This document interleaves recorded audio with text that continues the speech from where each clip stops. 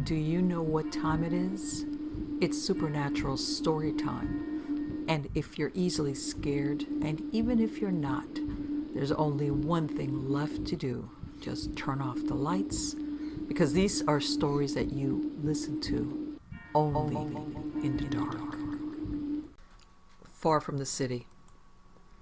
This all started 3 years ago when we first moved from a big city to a small town in Michigan.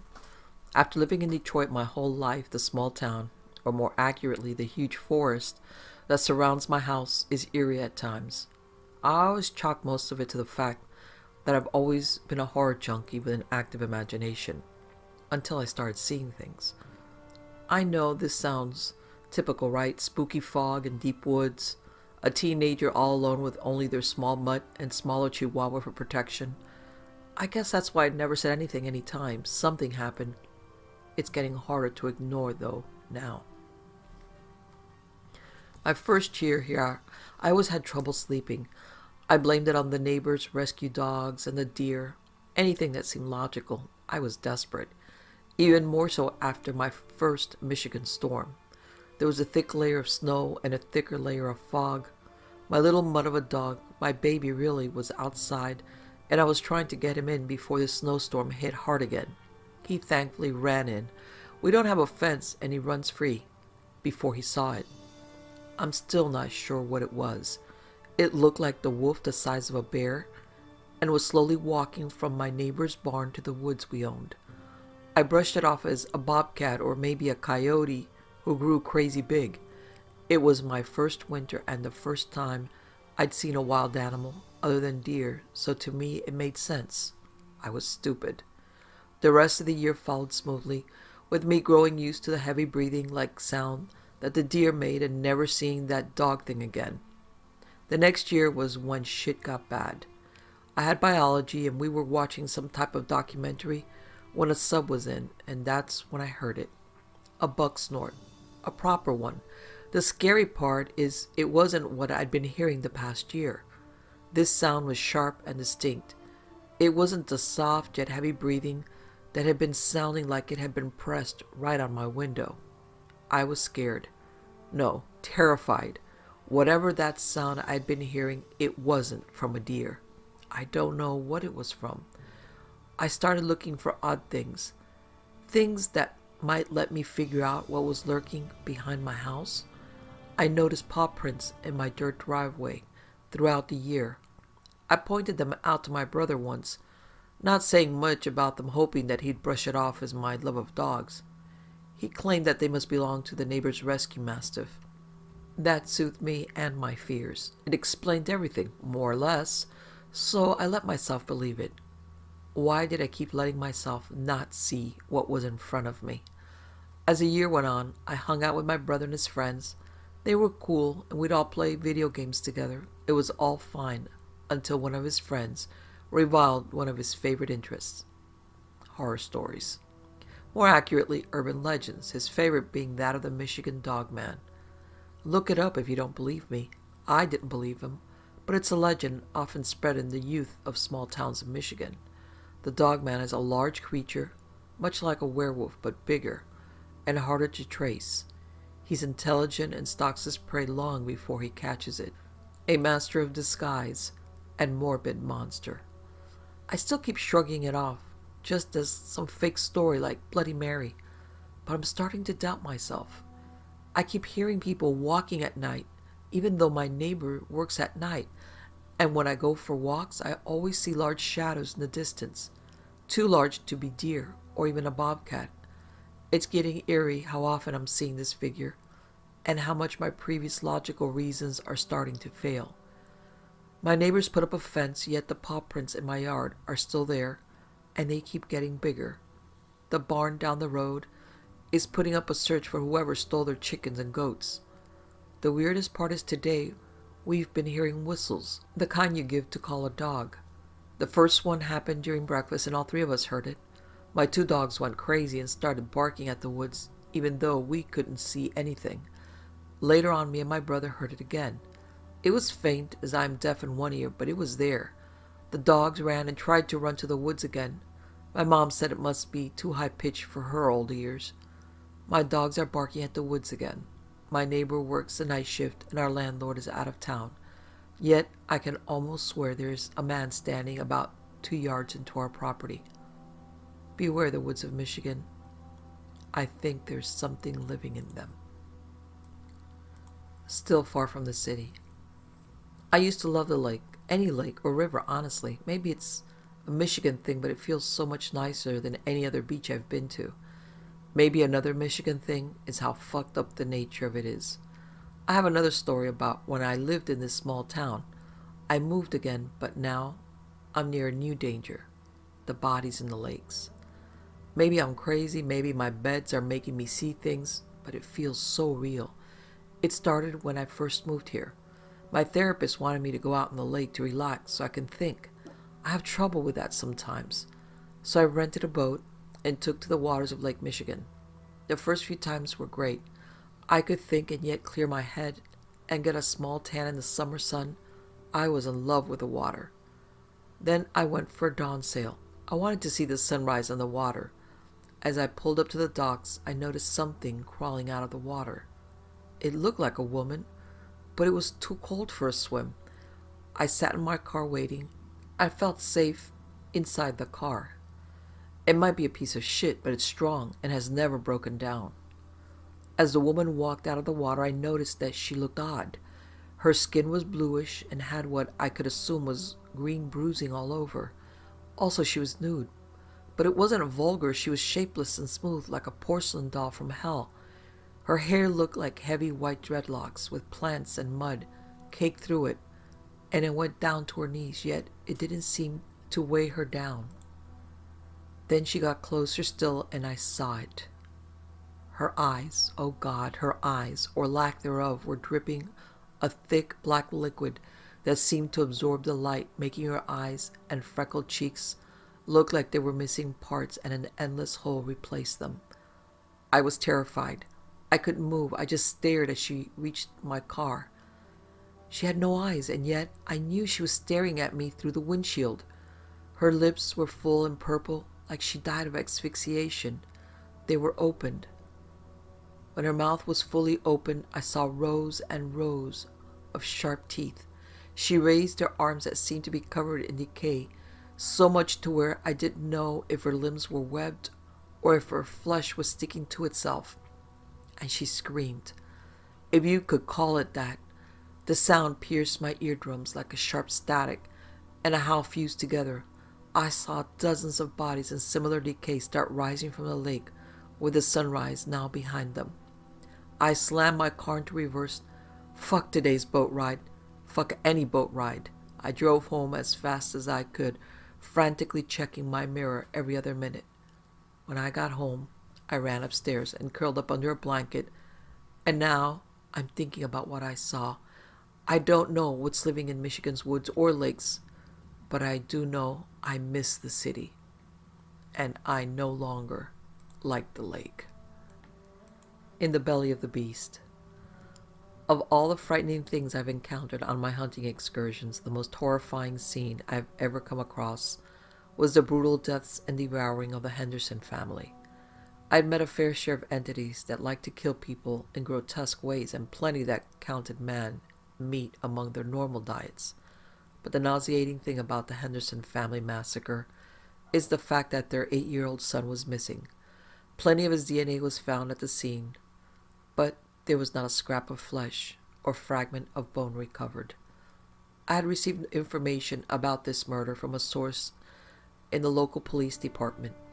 Officially, it was called an animal attack, as these things usually are. My contact knew otherwise.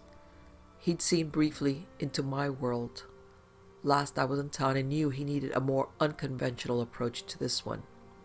After we settled on a price, he showed me the bodies and handed over the case files. The bodies were eviscerated beyond recognition. They had to ID them via dental records. Hardly any of the flesh was left on the bones. The father's skull was crushed and his bottom jaw completely ripped off. The mother had half of her spinal cord shattered. The top half of her body was turned 180 degrees. Her chest cavity was completely collapsed and all the ligaments in both of her shoulders were torn, and the joints completely dislocated.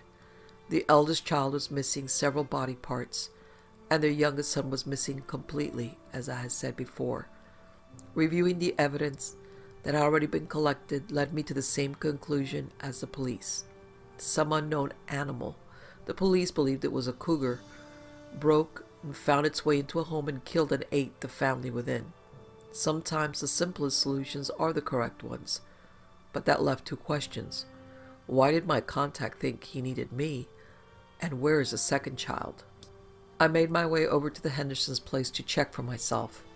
The police had collected most of the evidence and carted it away, but it was the things that they missed that I was looking for. Mainly, I looked for the point of entry, the point of exit, and where the animal went. Of course, I ran through my normal routine, checking for ectoplasm, EMF emissions, cold spots, occult paraphernalia, and demonic signs. I found nothing to indicate ghost or demon attack. This wouldn't be traditional method of operation for either, but I keep a habit of checking on the off chance. The exit the creature made was obvious. A window that was shattered outward and shutters torn off their hinges, but the entry into the house was absent. There was no sign of forced entry at all, meaning the creature wandered in through an open door or window, or was simply let in. Who would let a man-eating creature into their home?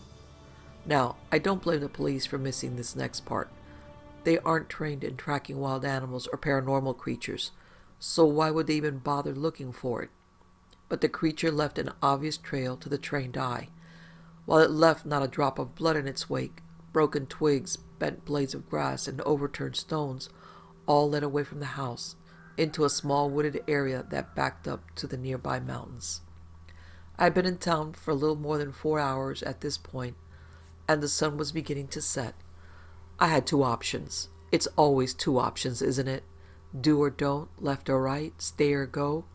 I chose to press on. I didn't want to risk the trail going cold before I could find the beast responsible. There was a slight possibility that the child was still alive. If I waited, it was certain that the young boy would be beyond saving. I hiked up the mountain about a quarter of the way before I lost the trail. The trail stopped at the edge of what appeared to be a recently dug tunnel. It was definitely not a cougar then. There was no way I could follow without light and without knowing what I was dealing with. Surely the child's life was worth the risk, right? But if I got myself lost or killed, I'd not be any help to him anyway. So I marked the location on my GPS and headed back toward the car. As I sat in my motel room, I flipped through the obituaries for the past several weeks.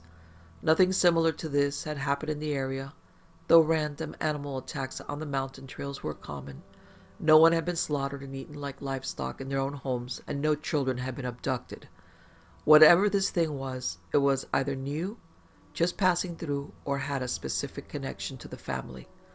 I had already ruled out witchcraft and demonic involvement, but something told me that there was a link to the Hendersons. Why else would the entire family be so brutally killed? The aggression displayed by the creature was beyond simple hunger. I flipped open my laptop and looked up Mr. Henderson first. I didn't find much, some prior addresses and a minor criminal record, a few misdemeanors, but nothing serious. His wife, however, was committed to a psych ward on 2 separate occasions for anger and aggression issues, the most recent of which she had bitten a man's finger off 8 years ago while being pregnant. The finger was never recovered. What's more, her parents were reportedly killed and partially eaten by a bear when she was 9 years old. In one psych report I was able to dig up from that time, she stated that the bear was still watching her. It comes to me some nights and I beg it, even bargain with it, to not kill my family. I've even offered myself instead. It felt like a stretch to think some form of spirit animal was stalking Mrs. Henderson all these years, considering I didn't find any signs of ghost or demon possession or oppression. But here was a possible lead. If she hadn't been so clearly dead on sight, I'd have suspected that she was responsible, or at least possessed. I arrived at my GPS marker near noon that day. I wasn't sure what I was dealing with still, so I prepared as best I could with the clues I had. I had bought my lever-action short-barreled 20-gauge holstered at my hip and a pack of shells, paired for different purposes. Rock salt, silver pellets, wooden slugs carved from oak, and some good old-fashioned buckshot. I also had my trusty kukri. The handle was carved from the trunk of an ash nemeton and sealed in ash sap amber. The fittings were hammered iron, said to be nails of the crucifixion. Its steel was quenched in holy water and edged with Enochian runes that made me feel invincible whenever I carried this weapon. The man who sold me the steel claimed it had been purified in phoenix fire and manticore blood. I wasn't sure how much of that I believed, but it makes for a far more dramatic description of this holy badass weapon I carried. I'd never cut anything that survived more than a day. There was little left of the trail leading to the hole, but with my GPS marker, it was easy to find. I dropped a few feet down and found a rather spacious tunnel. I could easily duck walk through it. It came to my attention that it was a perfect height for an 8-year-old boy. My stomach dropped at this point, and I could taste bile at the back of my throat. I didn't want to believe what I had already come to realize. Monsters aren't always grotesque beasts. Sometimes they wear our faces, and we can't see them for what they are until it's too late. I made my way through the tunnel as quietly as I could, knowing more likely who I was dealing with. I unholstered the shotgun and loaded it with buckshot. The further into the tunnel I traveled, the more I felt the need to vomit. Not only was the thought of what I must do turn my stomach in knots, but the stench that filled the air was more and more rancid. Death and decay were thick down here. This beast had been busy in the few days since the Henderson's murders. After about a half mile, the tunnel broke through from dirt to stone, dumping me into a natural cavern. I stood to my full 6 feet and stretched my legs and back quietly. The first step I took once I was ready to push on was almost my last. Something caught my ankle and sent me sprawling against the stone floor. The shotgun clattered loudly to the earth, but remained attached via strap to my shoulder. The moment I had the presence of mind to, I grasped the handle and spun on my back, aiming down at my feet. Something warm and wet had seeped through my pant leg, and as my eyes adjusted to the new darkness, I saw what had caused me to trip. A raccoon carcass that was torn to shreds, but most of the meat was still on the bones, or nearby at least. A quick survey of the cavern floor revealed countless small animal carcasses. Most of them had only been picked at. Piles of vomit lay nearby the carcasses, with the most meat missing from them. I was relieved for a moment, but only a moment before my eyes found a neatly stacked pile of human remains. Most had been picked clean of all meat. After I had added my own vomit pile to the decorum, I hoisted myself to my feet and made my way deeper into the creature's lair. The silence was deafening, and my own soft footfalls were as loud as thunder in the quiet. I felt ominous eyes glaring at me from the darkness, but saw nothing, heard nothing but the beating of my own heart and the tap, tap, tap of my boots on the stone. I wish I had worn soft-soled shoes. It felt like hours that I was down there. Take a few steps, listen for movement. Take a few steps and listen for movement. I could still see the tunnel I had come through, so I'd only moved 20 or so feet when the acrid stench in the air shifted, from death and decay to the unmistakable musky odor of a predator. I spun around quickly with a flashlight, illuminating my surroundings. I made a full 360 spin, seeing nothing. On my second pass, I caught a glimpse of my prey. Only a moment did my light linger on its small, lithe frame, but it was there undeniably. I swung my light back to where I'd seen it. It was gone. Thump, thump, thump, my heart beat. But just beyond earshot, there was a soft slapping of flesh on stone, like the echo of footsteps deep within the belly of this cave. I had lost sight of it and couldn't locate it via sound. I'll never forget the pain of what happened next. Teeth like jagged, dull stone tore relentlessly through my thick leather coat and deep into my right tricep, just below my shoulder. Had the creature been a bit taller, its teeth would have found my throat unhindered, and I'd not be telling my story. I'd have simply been another unsolved animal attack victim. Its size gave me a distinct advantage. I seized the moment as it struggled to tear my flesh away from bone. I kicked my right leg behind its own and wrapped my arm around its neck and head. Its teeth tore into my underarm as I struggled to hold it still. For a child, it possessed amazing strength. I brought myself down on one knee, bending the creature backward as I dropped. My left hand went for my kukri and I buried it to the hilt in the monster's chest. Its teeth bore down harder on my arm, and I swear met with my bone, before opening up to let out a deafening howl. I stood quickly, while squeezing hard around its neck until I felt bone snap. Its howl stopped immediately, and its body fell limp. As I held it there, I realized how very much it still resembled a young boy, and for all intents and purposes it was.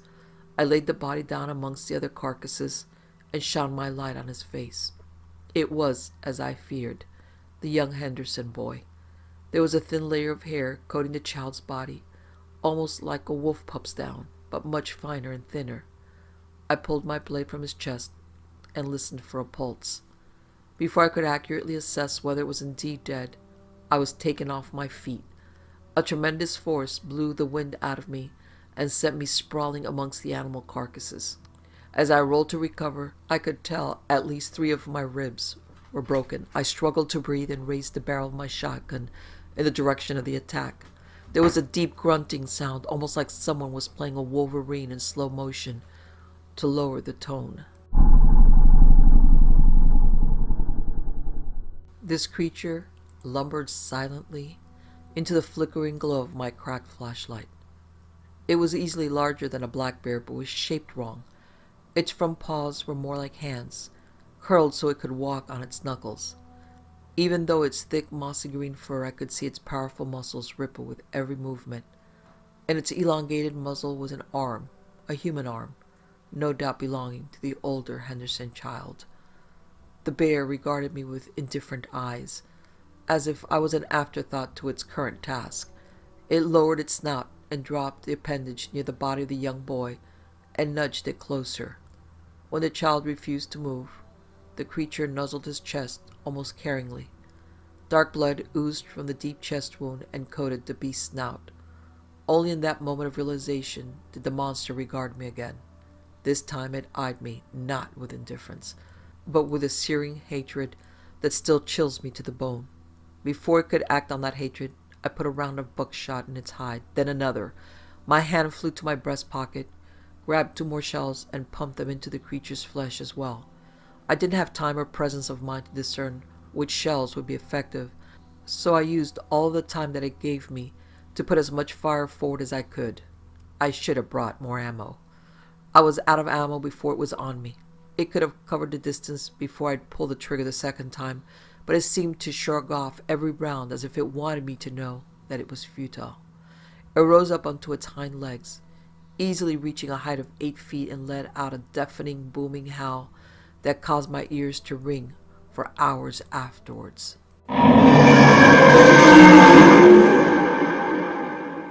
As it came down, I remember reaching out for something, anything, to ward it off.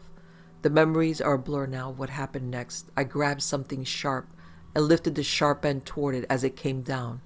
It turned out to be a deer's head, antlers still attached, most of which broke off into the flesh of the creature. It bellowed again, and with a swat of its massive hand sent me sliding along the slick cavern floor.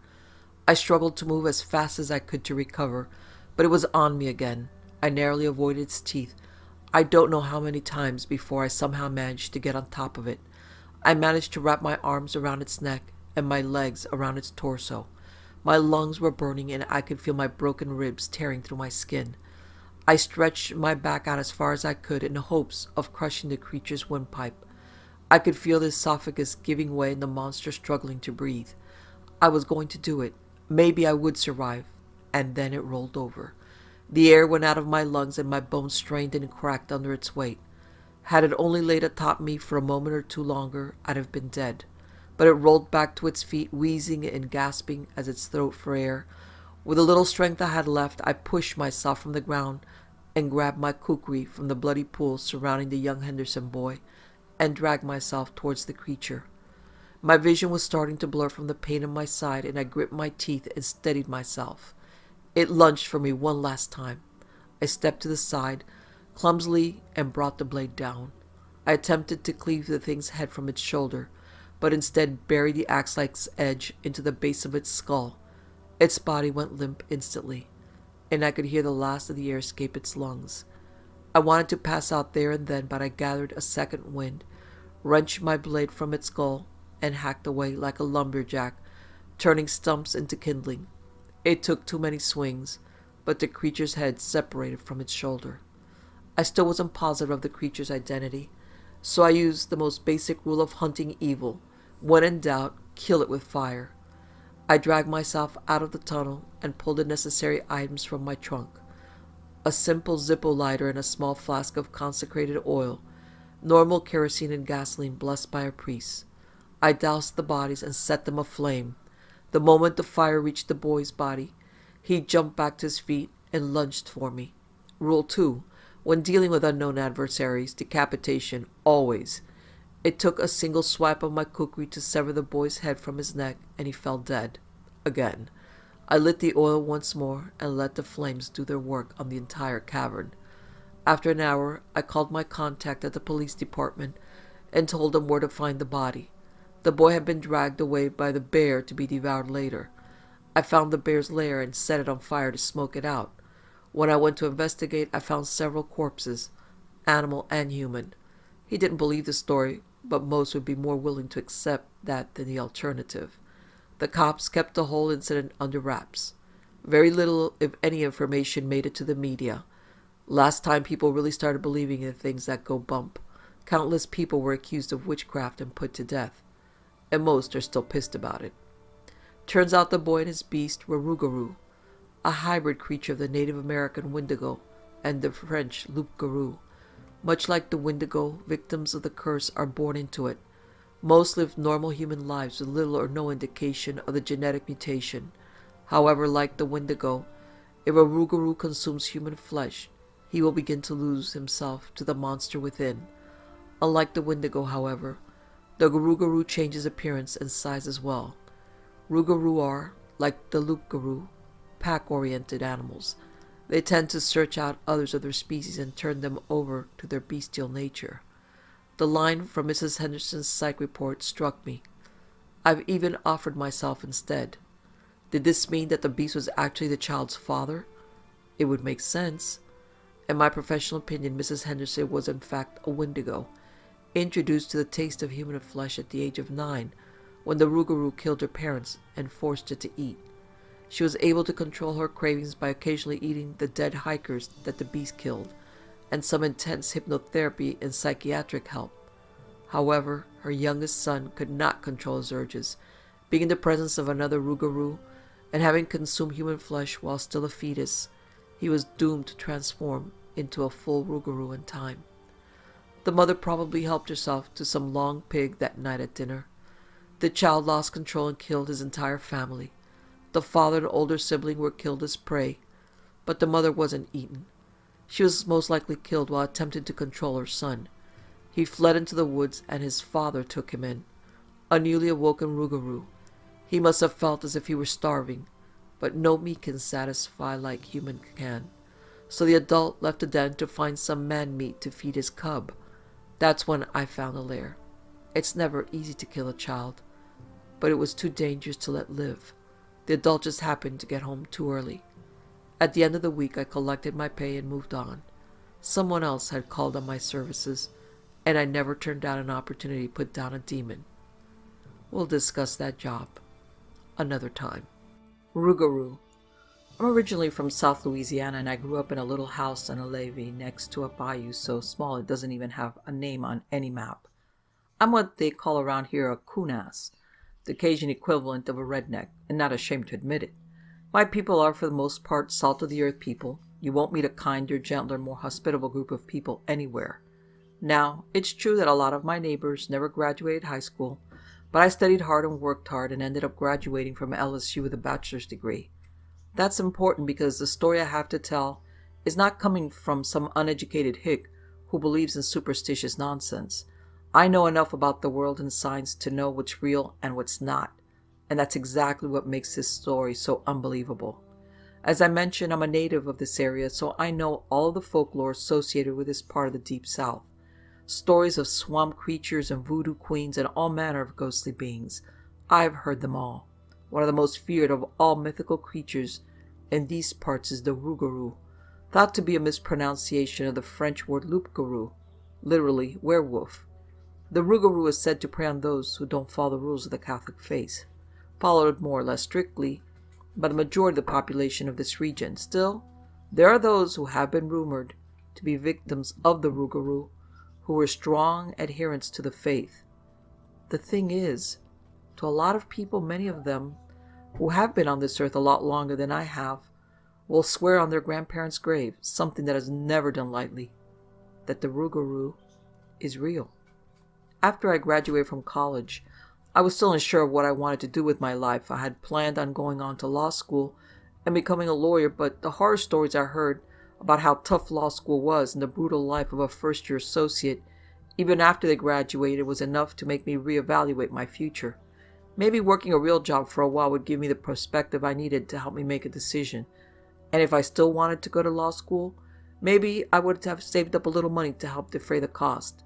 Since my degree was in criminal law, I decided to apply to become a sheriff's deputy. That way I could learn about the law from the front end, and it might actually help me become a better lawyer later on, if that's what I decided on. I was accepted, and after completing the required courses at the academy, I was put on patrol duty. Of course, as the new guy, I pulled the night shift. It wasn't as bad as I thought it would be. As it turned out, a lot of deputies, especially the younger ones, enjoyed night duty. There tended to be a lot of action early in the shift, from DUIs to bar fights and domestic disputes, which made time kind of fly by, but then later in the pre-dawn hours, it usually got quiet and you had a chance to relax and reflect. Naturally, being out in the swamps, we got called out on some rather unusual cases. One night, a guy called us out because he was convinced that his neighbor, who he didn't get along with, had stolen his dog. We confronted the neighbor, who swore up and down that he didn't know what happened to his neighbor's dog. After searching for a while, we found a 12-foot alligator about 100 yards down the road, lying in a field with a dog collar near his mouth. It wasn't too hard to figure out what really happened to his dog. But there were also cases where there was no simple answer, no convenient explanation. Those are the ones that locals often describe to the supernatural. It was hard to blame them. There are still cases that seemingly defy explanation.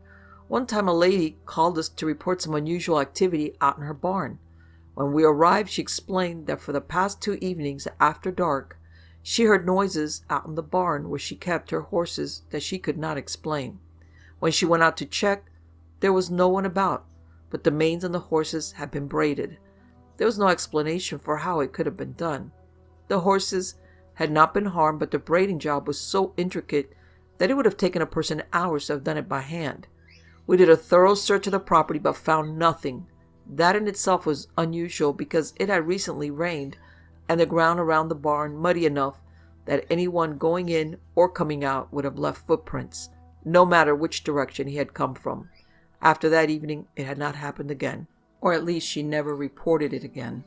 As unsettling as some of those cases were, it was the one that happened in late July, the year after I joined the department, that convinced me to leave law enforcement for good. The farmer's name was Thibodeau. He owned about 90 acres of swampy lowland on which he raised cattle. He called the department to report that some of his cattle had turned up missing. That was not of any particular surprise to us. We had run across a couple of cases of rustling in the time I had been with the department. It was usually a neighbor who had some grievance with a farmer, and in each case we had recovered the cattle in question. The situation, however, turned out to be much different. For one thing, Mr. Thibodeau's grazing land was isolated. His land was bounded by water on 3 sides, and the land on the north side was unoccupied and owned by the state of Louisiana. Still, it wasn't entirely impossible that someone had trespassed on state land to steal those cows. According to Mr. Thibodeau, however, it wasn't cattle rustlers who had stolen his cows. It was the rougarou. At the time, I dismissed such a silly idea. I had grown up in these swamps and bayous and knew many of them like the back of my hand. At least, as well as you can know a place like that. The swamps are a constantly changing landscape. A storm can blow through and totally obscure a bayou that had been there for years and create a new one where none had existed before. Sinkholes can pop up where the salt caverns that have existed for millennia erode and swallow acres of land and trees. In all the time I'd explored the area during both the nighttime and the day, never had I once run across a creature that I could not identify, and I certainly did not believe in the Rougarou. It was decided that John Duplantis and I would stake out the north end of the farmer's land one night and try to catch whoever was stealing the cattle red-handed. The boundary line between the Thibodeau property and the state property was demarcated by a line of trees and a barbed wire fence. Deputy Duplantis and I could not figure out how the thief was getting the cattle across the fence because as far as we could tell there was no break that we could identify. Since it didn't get dark until later on at night that time of year, we figured it would be a little bit of a wait before it got dark enough for the rustler to strike. We didn't think he would come if there was a chance he would be spotted, so we hunkered down to wait. The spot we had chosen was behind a fallen log, more or less in the center of a pasture with good visibility to the tree line, which was about 100 yards away, on both the left and the right. The left side was more heavily wooded than the right, although at the extreme right-hand side of the pasture, right where it was bounded by the bayou, stood a little knot of trees. If a person wanted to conceal himself, that was the best place to hide. But the brush was so thick there that there was no way to get a cow out that way. Even if it had been possible, the bayou that ran along the side of the property on both ends would have prevented him from leaving that way with his loot. By about 11 p.m., we were both getting tired. I figured if he didn't show by 1200, we had just picked the wrong night and we'd pack it in. I swept the tree line one more time with binoculars equipped with night vision technology and noticed some movement off to the left-hand side. "This might be it," I whispered to Deputy Duplantis, who appeared to be about to fall asleep. He rolled over and took the binoculars from me, trying to spot what I had seen. "I don't see anything," he replied, handing the binoculars back to me. "Probably a deer, or maybe one of the cows wandered over there." I scanned the area again, maybe thinking he was right. There! A figure was moving in the trees from left to right. The night vision showed a figure but lacked definition. All it looked like was a green blob with 2 arms and 2 legs. Rather than approach us, however, it kept moving in a straight line toward the grove of trees on the right, before disappearing in their shadow. "Shit," I whispered. I knew that we should follow, but there was nothing I wanted to do less. In order to find out who or what the thing was, we'd have to traverse 100 yards or so of open pasture, and we had no idea whether this guy was armed and might be waiting there, hidden by the trees to gun us down as we approached. The only advantage we had was that it was dark, the half-moon hidden for now behind a large cloud, and so far as I could tell from what I saw through the binoculars, he didn't look like he was wearing any sort of night vision goggles or anything. It was likely that he had no idea we were waiting there for him. We drew our automatics and moved forward in a crouch toward the mass of trees and underbrush into which I saw the figure disappear. When we were about 50 yards out, I had an awful thought. What if he was working with a partner or two? If both of us went in after the suspect, and that was the case, his accomplice could come up from behind and we'd be trapped. I held up my arm bent down at a 90-degree angle, palm facing my partner to indicate that we needed to stop. "I just had a thought," I whispered as he came up beside me. "What if he has a partner? You had better go left and cover my rear. If we're clear, then you can come and back me up."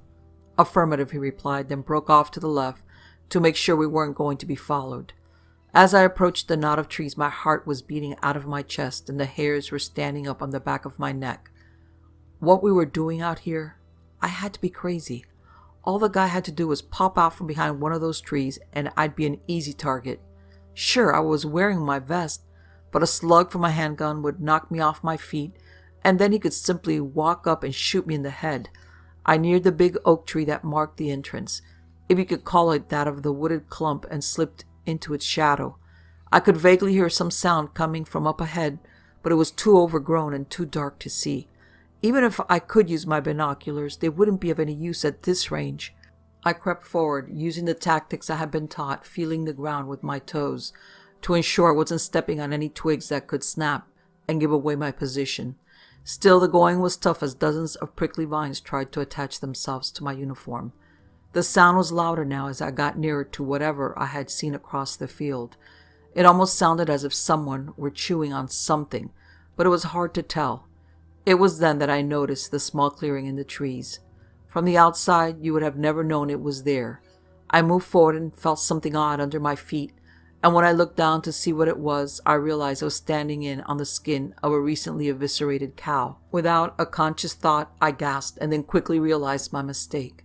When I looked up, I saw the thing. When I say thing, it's because that is the only way I can explain it. Its back was to me, but it had heard me gasp and was now slowly turning to face me. The thing's, or I guess I could say creature's, back was covered with greenish white skin, almost slimy in appearance. This was certainly not human, but it was no werewolf either. In front of it sat a cow that had been partially eaten and was covered with blood. As the creature's face came into view, the moon suddenly emerged from behind the cloud, throwing a bright glow into the clearing. I could now see everything clearly. I was so horrified I wanted to turn away, but I was transfixed. He, if the creature had any identifiable gender, had a bald, vaguely human-looking face with pointed ears and long pointed teeth covered with blood from the meal it was consuming. Its eyes glowed with orange as if burning cinders had been placed in the sockets. I couldn't tell if the look it was giving me was one of anger or merely curiosity. In either case, I felt no desire to stick around and find out.